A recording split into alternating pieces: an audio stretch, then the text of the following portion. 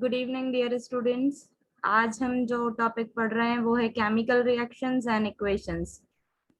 Chapter है ये 1, class है 10th और आज हम स्टार्ट करेंगे ये new chapter chemical reactions and equations. Before we start this chapter, let us consider the following situations of our daily life. What happened when milk is left at room temperature during summers? Or when an iron article is exposed to humid atmosphere? Why grapes get fermented? What happened when food is cooked? How food is digested in our body and how we respire? If we think about all these situations, there must be some chemical change. There must be some chemical reaction in these situations.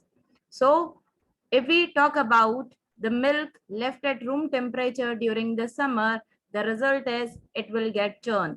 जो दूध है वो फट जाता है अगर हम उसे गर्मियों के दिनों में रूम टेम्परेचर पर खुला छोड़ दें. Like an iron article is exposed to humid atmosphere, it will get corrode. उसमें जंग लग जाएगी, है ना? Similarly, grapes get fermented. जो अंगूर हैं, they will get fermented. खट्टे हो जाते हैं. The sugar is converted into alcohol. It is the process of fermentation for which yeast is responsible. When food is cooked, the ingredients will change completely. जो खाने बनाते वक्त हम जो इंग्रेडिएंट्स लेते हैं उस समय उनका जो इनिशियल स्ट्रक्चर, इनिशियल जो उनका लुक होता है वो completely क्या हो जाता है? It will change after the chemical reaction or after the food is completely cooked.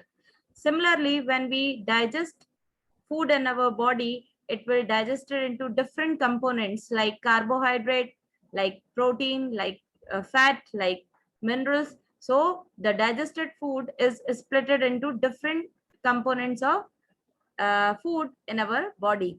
And similarly, when we respire, what happened when we respire? We take oxygen and we exhale carbon dioxide.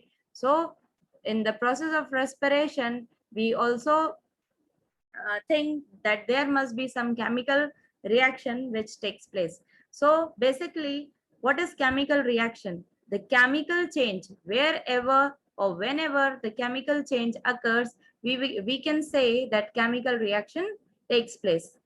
But how we notice or how we identify that some chemical reaction will occur or some chemical reaction will takes place?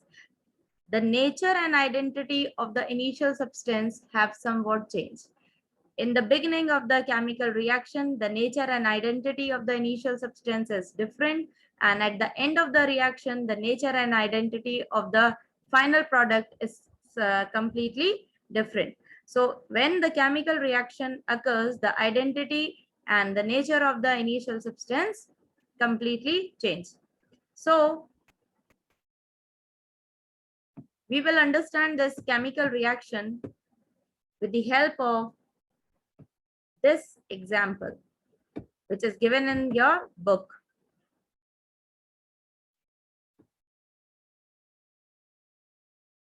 Give me 1 minute, please. Yes.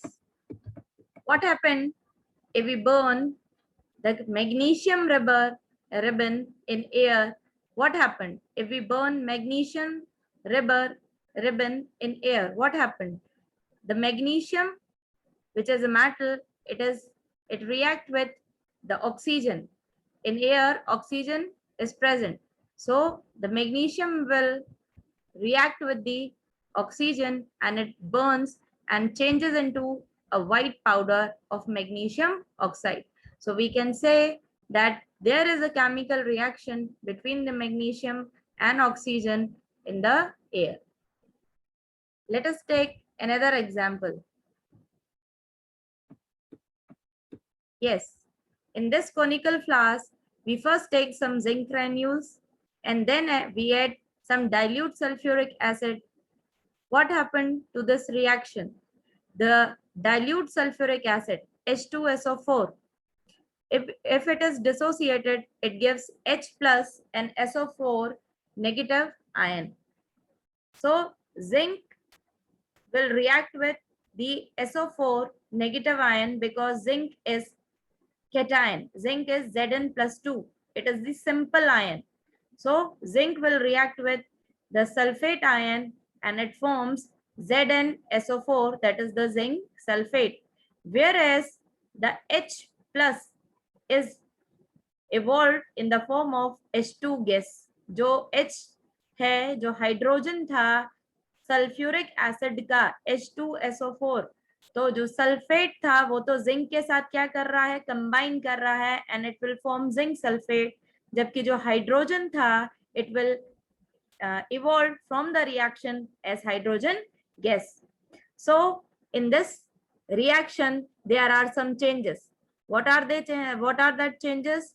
There is change in the state, there is change in color, there is evolution of gas and there is some change in the temperature of the reaction. तो जहां कहीं भी chemical reaction होगा there must be some changes. कहाँ कहाँ change हो सकते हैं? In the state of the initial and the final product हो सकता है। जिस जिंक को हमने लिया है वो कैसा है, अभी आपके सॉलिड स्टेट में है, लेकिन after the reaction it will dissolve in sulfuric acid and it will form zinc sulfate which is completely liquid. There is change in color because there is dissociation of ion in the solution, so ions will give produce their color in the solution. अगर copper की बात करें, जो copper के salt होते हैं उन्हें हम इजीली रिकॉग्नाइज कर सकते हैं। कैसे रिकॉग्नाइज कर सकते हैं? Because in solution they will give blue colour. तो जहां कहीं भी ब्लू कलर का सोल्यूशन आपको मिलेगा आप इजीली कह सकते हो कि वो क्या है, आपका कॉपर का सोल्यूशन है। There is evolution of gas. अभी हमने देखा इस रिएक्शन में कि ये जो जिंक और सल्फ्यूरिक एसिड का रिएक्शन था, इसमें ये जो हाइड्रोजन गैस इवॉल्व हुई है ये क्या है, एक तरीके का बाय प्रोडक्ट है। साथ ही साथ there is some change in the temperature. क्यों है टेम्परेचर में चेंज? उसका रीजन है कि this is the exothermic reaction, जहां पर जब दो अलग अलग कंपाउंड्स जो हैं जब ये एक दूसरे के साथ केमिकली रिएक्ट कर रहे हैं तो इनके रिएक्ट करने से रिएक्शन में जो हीट प्रोड्यूस हो रही है वो क्या हो रही है, निकल रही है। इसलिए जब आप इस कोनिकल फ्लास्क को छूकर देखोगे तो आफ्टर द रिएक्शन ये कैसा हो जाएगा, गर्म। Means there must be some heat which evolved during the reaction. तो रिएक्शन के दौरान कुछ हीट भी जरूर क्या हुई है, इवॉल्व हुई है, निकली है। Now we will come on our topic that is the chemical equation. अगर केमिकल रिएक्शन हो रहा है तो उसकी केमिकल इक्वेशन भी हमको लिखनी आनी चाहिए। तो ये केमिकल इक्वेशंस एक्चुअली क्या है?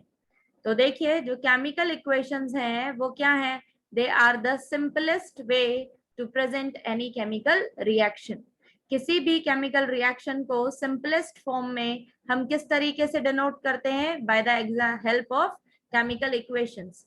तो केमिकल इक्वेशंस जो हैं ये दो तरीके से लिखी जाती हैं। There are two ways to write the chemical equation. First is the word equation and second is the chemical equation. Word equation means we only use words like magnesium, like oxygen, like magnesium oxide. अभी हमने जो activity की थी उसमें हमने देखा था when magnesium is burned in presence of oxygen it will form magnesium oxide which is a white color powder. So अगर हम चाहते तो यहाँ पर magnesium लिखते तो हम यहाँ पर Mg यूज कर लेते which is the symbol for magnesium. Oxygen के लिए हम O2 यूज कर सकते थे एंड मैग्नीशियम ऑक्साइड के लिए हम MgO यूज कर सकते थे, लेकिन हमने ऐसा नहीं किया है। We only use words to write word equation, है ना। तो देखिए when a magnesium ribbon is burned with oxygen it gets converted to magnesium oxide. अगर हमें इस रिएक्शन के लिए वर्ड इक्वेशन लिखनी है तो कैसे लिखेंगे, magnesium plus oxygen, plus means they are the two reactants, है ना, they are the two reactants of the reaction. हम लेफ्ट हैंड साइड पर क्या लिखते हैं, रिएक्टेंट्स लिखते हैं and with the plus sign between them कि ये दोनों एक दूसरे के साथ क्या कर रहे हैं, रिएक्ट कर रहे हैं। But on the other hand that is the right hand side we write the product with the plus sign between them. तो राइट हैंड साइड पर हम लिखते हैं प्रोडक्ट्स, जबकि हम लेफ्ट हैंड साइड पर लिखते हैं रिएक्टेंट्स। तो रिएक्टेंट्स को हमें लेफ्ट हैंड साइड पर लिखना और उनके बीच में प्लस का साइन यूज करना है। ऐसे ही इस रिएक्शन में there is only one product which is form, that is the magnesium oxide. लेकिन अगर कोई और रिएक्शन होगा और उसमें 2 और मोर प्रोडक्ट्स बन रहे होंगे तो उनके बीच में हम क्या लगा देंगे, plus sign. And this arrow, what it indicates? It indicates the direction of the reaction in which the reaction proceeds. So this arrow points towards magnesium oxide. It means the tail of the arrow indicates that magnesium and oxygen are the reactants, and head indicates that these are the products which will form after the reaction takes place. Now the second way to write down the chemical equation or to present the chemical reaction is to write down the chemical equation. अब किसी भी chemical reaction को लिखने का जो दूसरा तरीका है वो क्या है कि हम उसको chemical equations के थ्रू present करें, है ना।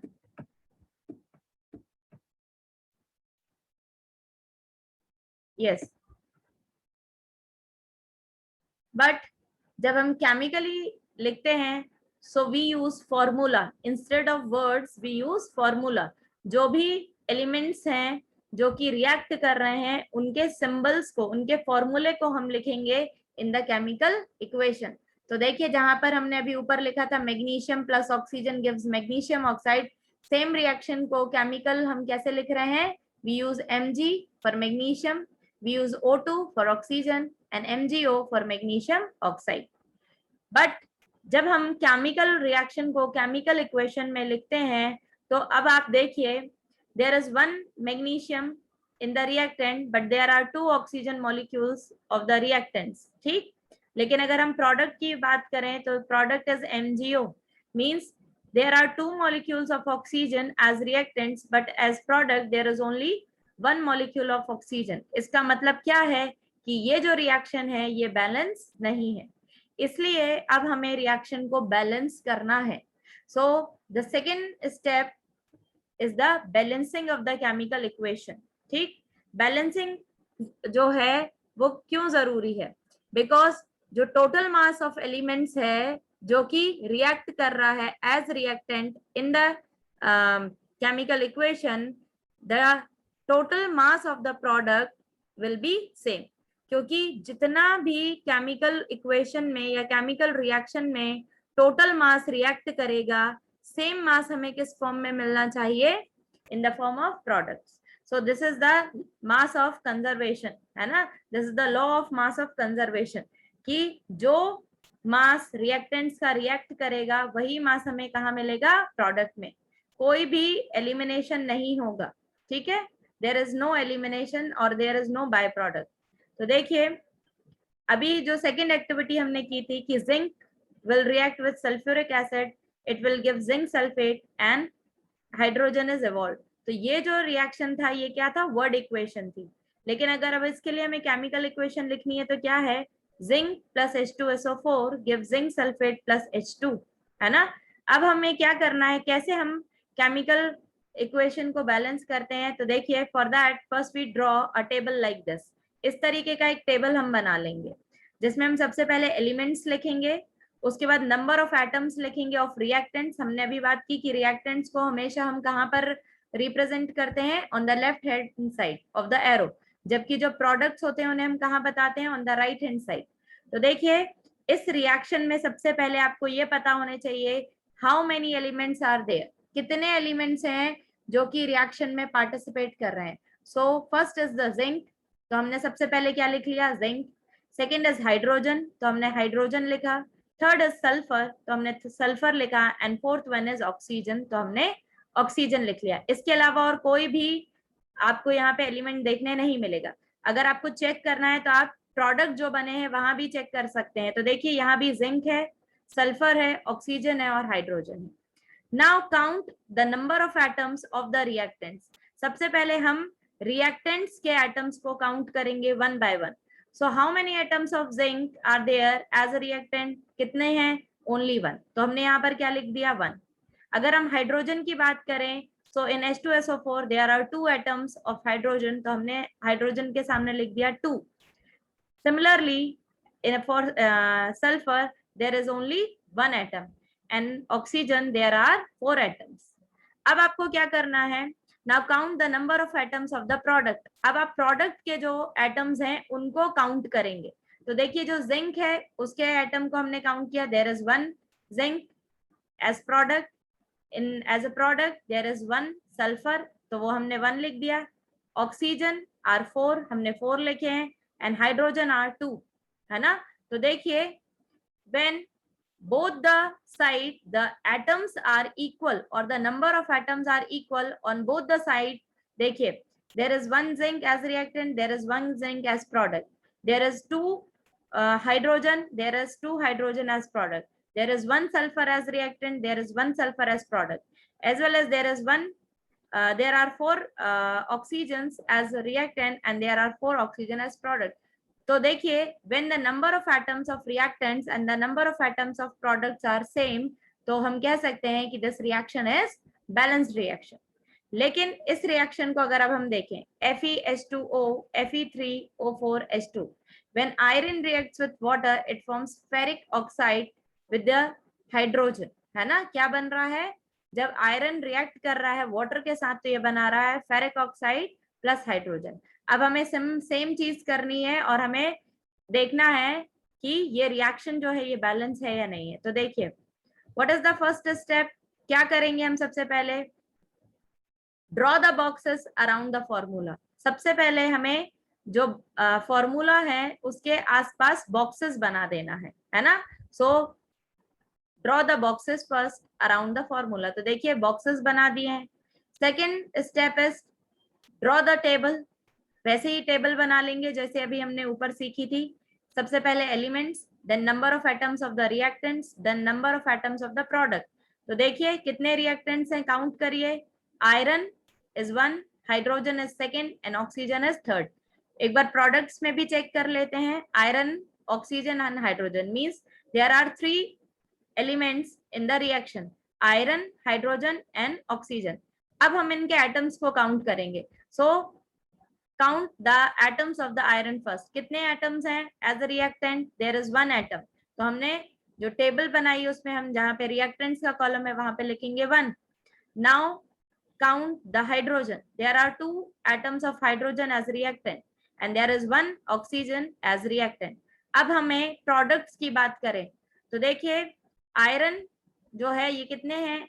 There are 3 atoms of iron as product, there are 4 atoms of oxygen as product and there are 2 atoms of hydrogen as product. देखिए यहाँ पे Fe था, यहाँ Fe3 है.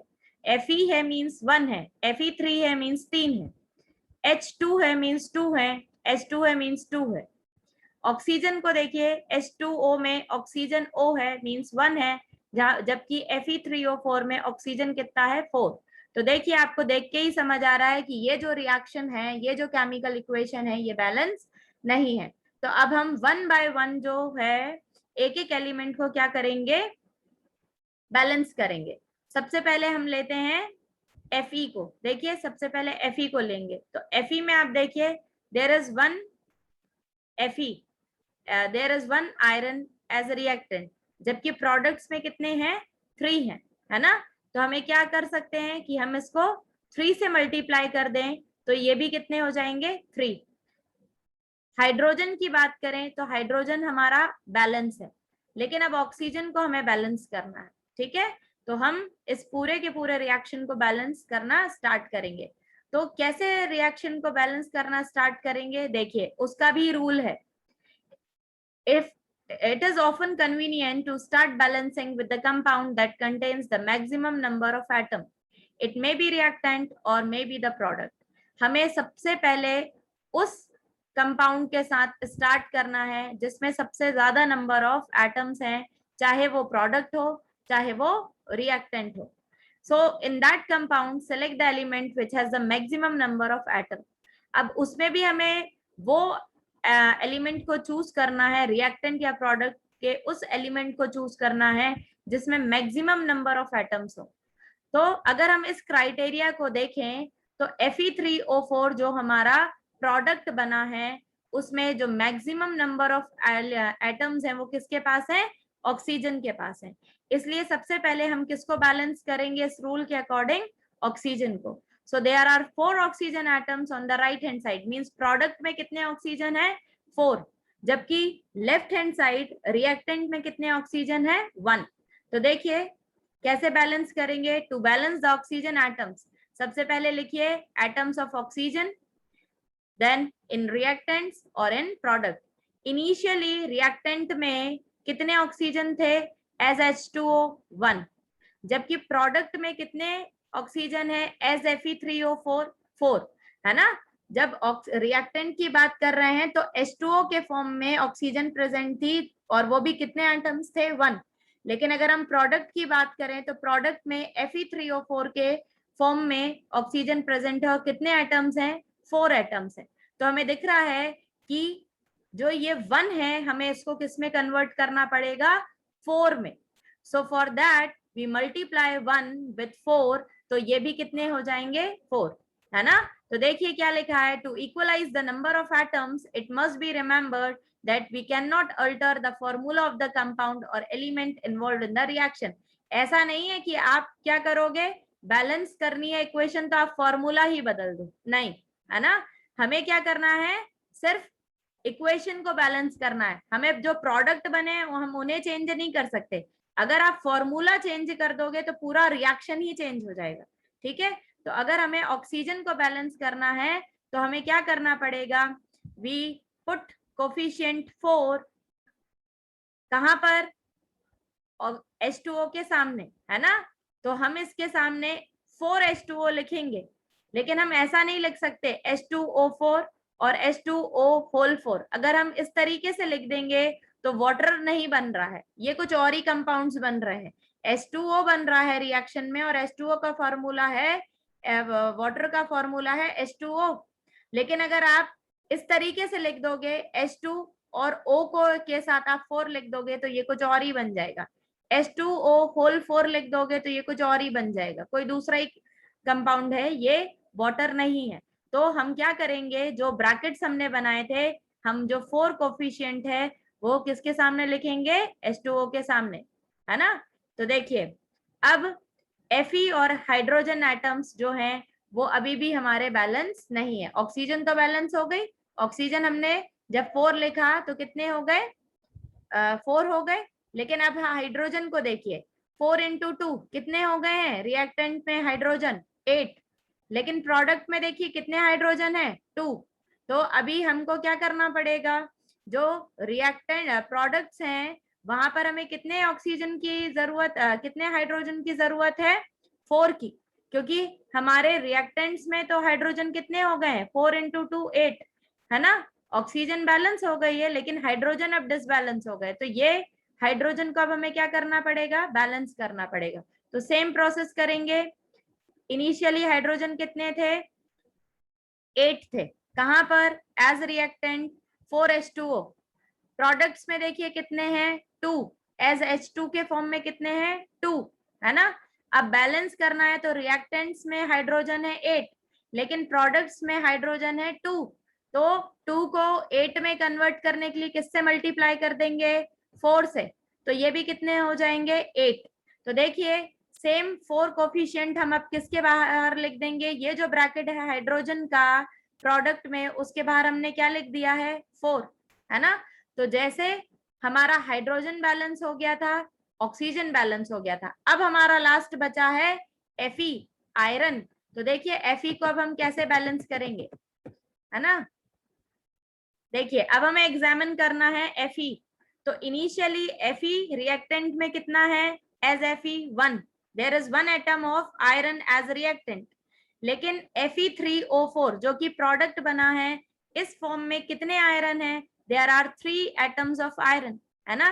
तो दिख रहा है कि अभी आयरन हमारा बैलेंस नहीं हुआ है। तो देखिए आयरन को बैलेंस करने के लिए जो रिएक्टेंट है उसको हमें किस कोफिशिएंट से मल्टीप्लाई करना पड़ेगा, 3 से। तो हमारा रिएक्शन जो है वो क्या हो जाएगा, बैलेंस। तो देखिए अब प्रोडक्ट में भी 3 आयरन है और रिएक्टेंट में भी 3 आयरन है। तो अब हम ये जो 3 है इसको कहाँ लिख देंगे, जो आयरन का ब्रैकेट है उसके बाहर। अब फाइनली हम रिएक्शन को चेक करेंगे कि हमारा रिएक्शन जो है वो बैलेंस रिएक्शन हुआ या नहीं हुआ। तो इसके लिए हमें क्या करना है, जो एटम्स हैं हम उन्हें काउंट करेंगे। तो देखिए अब इन ब्रैकेट्स को हटा दीजिए और सिंपली इस इक्वेशन को लिख लीजिए। तो देखिए 3Fe plus 4H2O gives Fe3O4 plus 4H2। अब आप इसको क्या करिए, काउंट करिए। देखिए रिएक्टेंट में कितने Fe हैं 3, प्रोडक्ट्स में कितने Fe हैं 3, हाइड्रोजन कितने हैं 4 इंटू 2 8, हाइड्रोजन कितने हैं प्रोडक्ट में 4 इंटू 2 8, ऑक्सीजन कितना है 4, प्रोडक्ट में ऑक्सीजन कितना है 4। तो ये जो मेथड थी इससे हमने हमारा जो केमिकल रिएक्शन था उसको क्या कर लिया है, बैलेंस कर लिया है। And what is the name of this method, it is known as hit and trial method. ये कौन सी मेथड है, हिट एंड ट्रायल मेथड है। अब ये जो मेथड है इसी के थ्रू हमें सारे केमिकल रिएक्शंस जो हैं इस चैप्टर में बैलेंस करके देखने हैं। And the last step is writing the symbols of the physical state. जो भी एलिमेंट्स रिएक्शन में पार्टिसिपेट कर रहे हैं उनके सामने ब्रैकेट में हम उनकी फिजिकल स्टेट लिखेंगे, क्योंकि अभी हमने बिल्कुल बिगिनिंग ऑफ द लेसन में पढ़ा था कि अगर कोई केमिकल रिएक्शन होता है तो उसकी स्टेट, उसका कलर, टेम्परेचर, कलर, ये सब क्या होते हैं, बदल जाते हैं। तो देखिए जब हमने रिएक्शन को स्टार्ट किया तो Fe जो आयरन था वो हमारा किस फॉर्म में था, it is in the form of solid state. तो देखिए ब्रैकेट में क्या लिखा है, Fe के सामने S, it denotes solid. H2O के सामने लिखा है गैस, है ना। ये जो H2O है ये किस फॉर्म में है, it is in the form of vapour, है ना। Fe3O4 के सामने लिखा है S, किस फॉर्म में है, सॉलिड। जबकि 4H2O हाइड्रोजन जो है वो इवॉल्व हो जाएगी ड्यूरिंग द रिएक्शन, तो ये किस फॉर्म में है, it is in the form of gas, है ना। तो देखिए the gaseous, liquid, aqueous and solid states of the reactants and products are represented by the notations G, small g for gas, L is for liquid, AQ is for aqueous, है ना। Aqueous मतलब जब भी कोई reactant या product solution के form में present हो इन वाटर, है ना, तो उसके लिए हम क्या लिखेंगे, AQ aqueous, and S is for solid. तो देखिए अब हमने पूरा का पूरा रिएक्शन जो है वो लिख लिया है ना। 3Fe 4H2O Fe3O4 plus 4H2, ठीक है। तो ये रिएक्शन हमारा क्या हो गया है, बैलेंस हो गया है। अच्छा ये जो गैस के फॉर्म में लिखा है, जनरली हम लोग जब H2O की बात करते हैं तो हम सोचते हैं ये क्या होगा, लिक्विड स्टेट। लेकिन जब हम G सिंबल यूज करते हैं H2O के सामने तो ये बता रहा है कि जो H2O है वो किस फॉर्म में, it is in the form of steam, vapour के फॉर्म में है, ठीक है। तो ये हमारा इक्वेशन जो है आज यहाँ पर खत्म हो गई है। चलिए अब हम एक छोटा सा एग्जाम्पल ले रहे हैं, the example of the chemical equation of photosynthesis, है ना। फोटोसिंथेसिस में क्या होता है, तो देखिए carbon dioxide reacts with water and it forms methanol, है ना। ये क्या बना रहा है, मिथेनॉल। कितने एटमॉस्फेरिक प्रेशर पे बना रहा है, 340 एटमॉस्फेरिक प्रेशर पे। अब हम फोटोसिंथेसिस की इक्वेशन को देखें, 6CO2 combines with 12H2O in the presence of sunlight and chlorophyll, which is also known as green pigment. It forms glucose, C6H12O6, which is in the aqueous state, 6O2, which is also in the aqueous state, and 6H2O, which is present as liquid, है ना। तो हमें अब पता पड़ गया है कि कोई भी रिएक्शन जो है वो पर्टिकुलर टेम्परेचर, प्रेशर या किसी कैटलिस्ट के प्रेजेंस में होता है। What are catalyst? अगर हम सिंपली कैटलिस्ट को समझें, so catalyst initiates the reaction or it will enhance or it will decrease the rate of the reaction. ये आप पढ़ेंगे, है ना, कि कैटलिस्ट भी पॉजिटिव कैटलिस्ट भी होते हैं और नेगेटिव कैटलिस्ट भी होते हैं। जो पॉजिटिव कैटलिस्ट होते हैं वो रिएक्शन जो है उसके रेट को बढ़ा देते हैं, जबकि जो नेगेटिव कैटलिस्ट होते हैं वो रिएक्शन को कम कर देते हैं, रेट ऑफ रिएक्शन को कम कर देते हैं। सो इन द नेक्स्ट लेसन अब हम पढ़ेंगे the types of chemical reactions. Okay, so this is all for today, thank you very much.